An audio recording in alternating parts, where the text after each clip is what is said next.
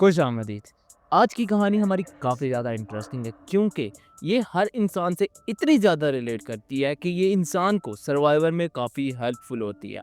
अब बहुत सारे लोगों को स्पेशली मिडिल क्लास और लोअर क्लास को इस तरह के सर्वाइवर की बहुत ज़्यादा ज़रूरत होती है और हम भी इसी क्लास में फॉल करते हैं। और अगर हमें चाहिए एक अच्छी और खुशहाल ज़िंदगी तो आप बिल्कुल करेक्ट वीडियो पर आए हैं क्योंकि मैं आपके लिए कुछ ऐसे स्टेप्स लेकर आया हूँ जो कि आपके लिए वेरी हेल्पफुल होने वाले हैं। वो इस तरह क्योंकि आज मैं आपको इन्वेस्टमेंट की एक ऐसी टेक्निक शेयर करने वाला हूँ या इन्वेस्टमेंट के ऐसे रूल बताने वाला हूँ जो कि आपको 25 साल की उम्र तक लाजमी सीख लेने चाहिए। और अगर आप इनको सीख लेते हैं तो सीखने के बाद आप बहुत ही अच्छे इन्वेस्टर बन जाएंगे।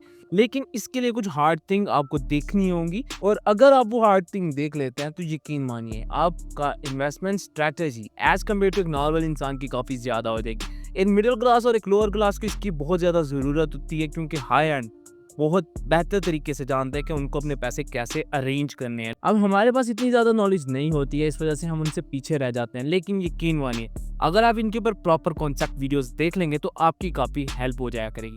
इसीलिए मैं आपके लिए कुछ ऐसे स्टेप्स लेकर आया हूँ जो कि आपको काफ़ी हेल्पफुल होने वाले हैं। तो चलिए हम अपनी कहानी का बाकायदा आगाज़ करते हैं और आपको कुछ नया सिखाते हैं। आई होप सो कि ये वाला वीडियो आपके लिए काफ़ी नॉलेजेबल होने वाला है। सबसे पहला स्टेप है वाई स्टार्ट अर्लियर, मतलब जल्दी क्यों स्टार्ट करना है। एट द एज ऑफ 25 उससे पहले स्टार्ट करना है। क्यों? क्योंकि एक 25 साल की उम्र एक ऐसी उम्र होती है जहाँ पे इंसान के पास टाइम कम हो जाता है, उसके नॉलेज कम हो जाती है एज कम्पेयर टू नॉर्मल इंसान के। क्योंकि 25 साल से पहले इंसान बहुत शौकीन होता है नॉलेज का, लेकिन उसके बाद उसको नॉलेज से इतना ज़्यादा इन्फॉर्मेशन नहीं चाहिए होती है, वो जस्ट एक्सपीरियंस करना चाहता है। और अगर आप चाहते हैं कि आप एक्सपीरियंस पहले कर लें तो यकीन मानिए 25 साल के बाद आपका वही एक्सपीरियंस काफ़ी हेल्पफुल होने वाला है। 25 साल से पहले आपने स्टडी कर लिया, 25 साल से पहले आपने एक्सपीरियंस कर लिया और उसके बाद जब आप नए नए फील्ड में आएंगे 25 साल के बाद तो आपकी लाइफ ऑटोमेटिकली बेटर हो जाएगी क्योंकि बहुत सारे कॉन्सेप्ट और बहुत सारी थिंकिंग एंड बहुत सारे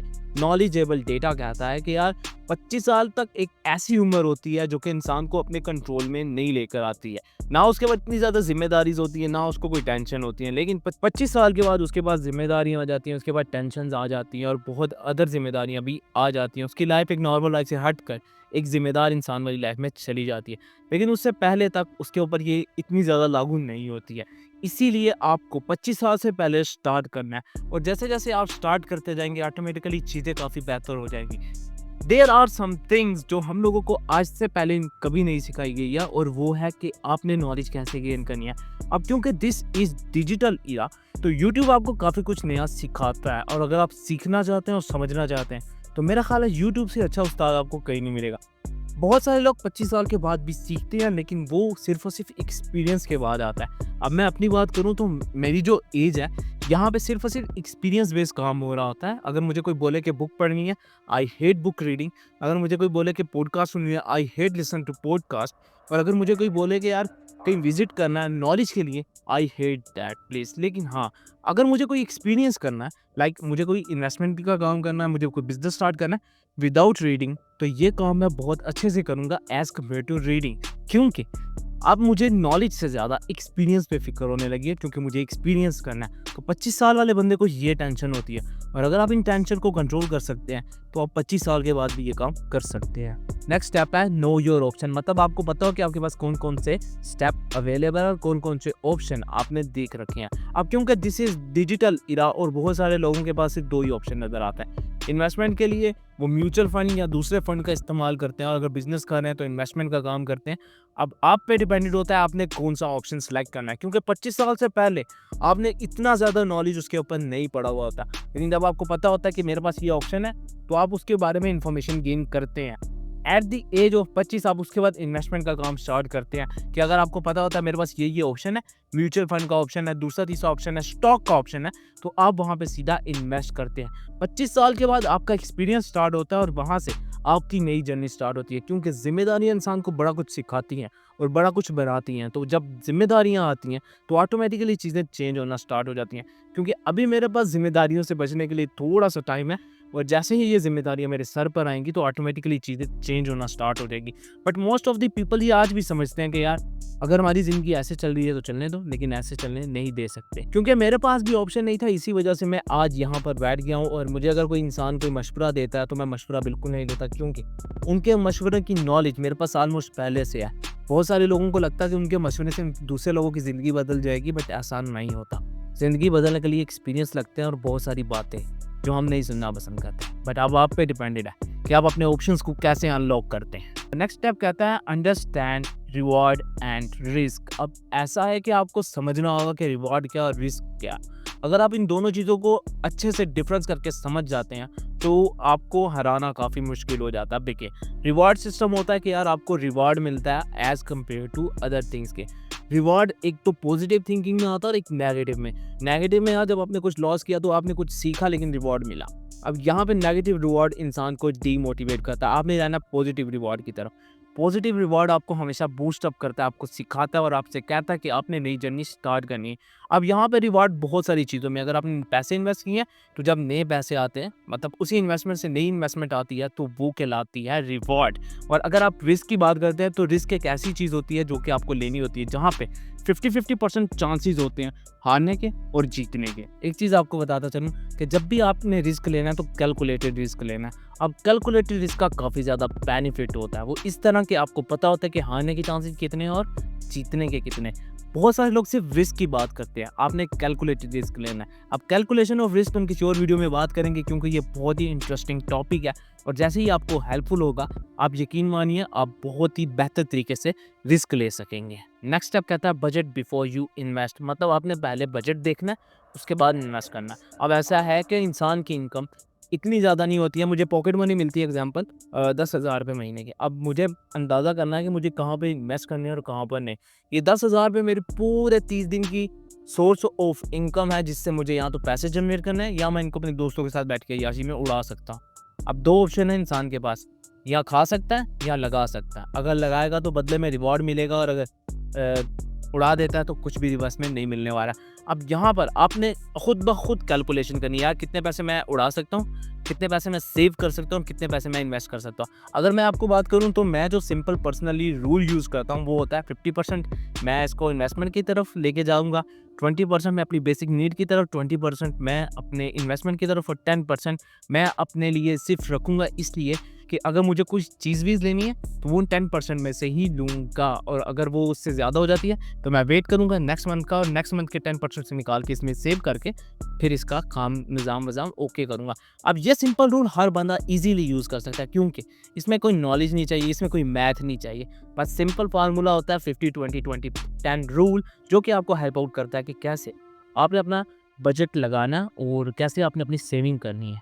नेक्स्ट स्टेप कहता है stay constant with small step. मैंने लास्ट वीडियो में बताया था कि कैसे आपको बड़ा रिस्क इफेक्ट करता है और स्मॉल रिस्क आपकी हेल्प करता है। अब बेसिक चीज़ मैं आपके साथ शेयर करूँ तो वो ये कि जो नॉर्मल थिंकिंग होती है ना, या नॉर्मल स्ट्रेटजीज़ होती हैं, वो इतना ज़्यादा इफेक्ट नहीं कर रही होती हैं, लेकिन जो बहुत ही ज़्यादा परफेक्ट स्टोरीज होती है ना, वो बहुत ही इफेक्ट करती है। देखिए, जब आप कांस्टेंट रहते हैं ना तो आप छोटे-छोटे स्टेप लेते हैं। अब मैं परफेक्ट की सूरत की बात करूँ तो मेरे को वहाँ पे बड़ी इन्वेस्टमेंट चाहिए। बड़ी इन्वेस्टमेंट के साथ हमेशा नुकसान भी ज़्यादा होता है। छोटी इन्वेस्टमेंट के साथ छोटा नुकसान होता है। एग्जाम्पल देता हूँ, मैंने जो अपना 10,000 का बजट बताया उसमें से 2,000 अगर मैं किसी जगह पर लगा रहा हूँ तो इसका मतलब है वो स्मॉल स्टेप है, और अगर मैं वो 10,000 वहाँ लगा दूंगा तो मेरे नुकसान होने के चांसेस ज़्यादा है।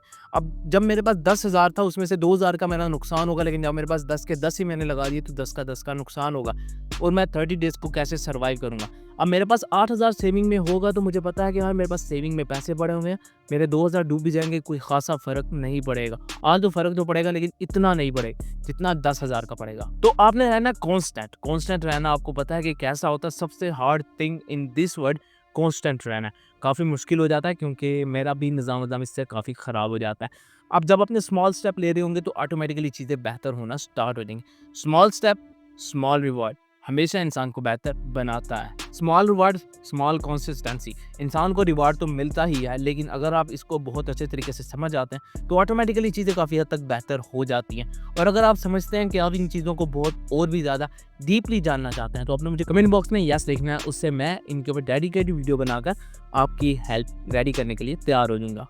लास्ट स्टेप है keep learning and stay patient. अब सब्र करना हर इंसान के बस की बात नहीं होती है, मेरे में भी नहीं है, क्योंकि मैं इसके ऊपर काम कर रहा हूँ और ऑटोमेटिकली थोड़ा थोड़ा करके मेरे में ना सब्र आ रहा है। पेशेंट रखना सबसे मुश्किल काम है और लर्निंग करना उससे भी ज़्यादा मुश्किल काम है। अब ऐसा है कि जैसे जैसे आप काम सीखते जाते हैं आपको कंटिन्यूसली लर्निंग करते रहना है कि यार क्या गलतियाँ मैं कर रहा हूँ और कौन सी गलतियों से मुझे बचना है, कौन सी मिस्टेक्स हो रही हैं और कौन सी मिस्टेक्स को मैंने निकालना है। अब यहाँ पे गलतियाँ और मिस्टेक इंसान को हमेशा से लॉस की तरफ भी लेके जाती हैं और कभी-कभी सिखा कर एक नया डेवलपमेंट करने में भी काफ़ी हेल्पफुल होती हैं।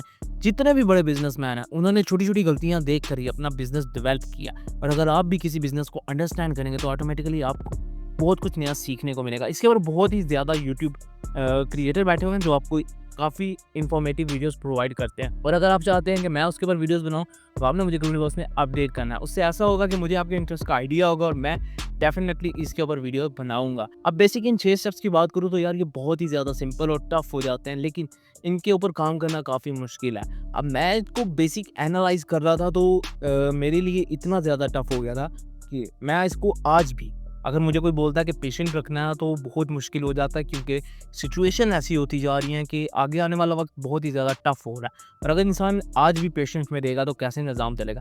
इसीलिए मैं अपना एक बिज़नेस स्टार्ट करने की कोशिश कर रहा हूँ और जैसे उस बिज़नेस का स्टार्टअप अच्छा होगा तो मैं आपके साथ डेफिनेटली वीडियोस शेयर करूँगा, क्योंकि जैसे मैंने बिज़नेस के स्टेप को फॉलो अप किया तो आपको भी तो बिज़नेस स्टार्ट करने के लिए फॉलो अप के लिए कुछ स्टेप चाहिए होंगे। तो वो स्टेप आपको हेल्प करेंगे कि कैसे आप अपना बिज़नेस नॉर्मली स्टैंड कर सकते हैं। हाँ, ये छोटे स्टेप्स के लिए हैं, क्योंकि छोटा स्टेप मेरे को समझ आ चुका है, तो मैंने सोचा क्यों ना छोटे स्टेप से ही स्टार्ट करता हूँ और जैसे-जैसे छोटे-छोटे स्टेप्स लेकर मैं आगे बढ़ता जाऊँगा, तो ऑटोमेटिकली चीज़ें ज़्यादा बड़ी होना स्टार्ट हो जाएँगी और वो सारी इन्फॉर्मेशन मैं एक डेडिकेटेड वीडियो में बनाकर आपके साथ शेयर नाज़ भी करूँगा, लेकिन मुझे उसके लिए आपका इंटरेस्ट चाहिए। और लास्ट एक चीज़ जो मैं आपको पर्सनली प्रेफ़र करूँगा वो ये है कंपाउंड इंटरेस्ट, मतलब आपने 3-4 चीज़ों के अंदर इंटरेस्ट दिखाना है। मैं एक काम की बात करूँ तो 2 चीज़ें इंटरेस्ट में रखनी है। एक आपकी इन्वेस्टमेंट, दूसरा आपका म्यूचुअल फंड। ये दोनों चीज़ें आपने अपने इंटरेस्ट में रखनी है और जैसे-जैसे इंटरेस्ट आपका इंक्रीज़ होता जाएगा, चीज़ें और भी ज़्यादा बेहतर होती जाएँगी। बट इसके ऊपर मैं जो वीडियो बनाऊँगा वो नेक्स्ट आने वाले वीक में होगी, क्योंकि आज तो मैं काफ़ी ज़्यादा मसरूफ़ चल रहा हूँ, लेकिन जैसे मेरी ज़िंदगी बेहतर होगी definitely I will make another video on it and I hope so you enjoy a lot. So भाई को दे अब इजाज़त, भाई मिलेगा आपको अगली वीडियो में।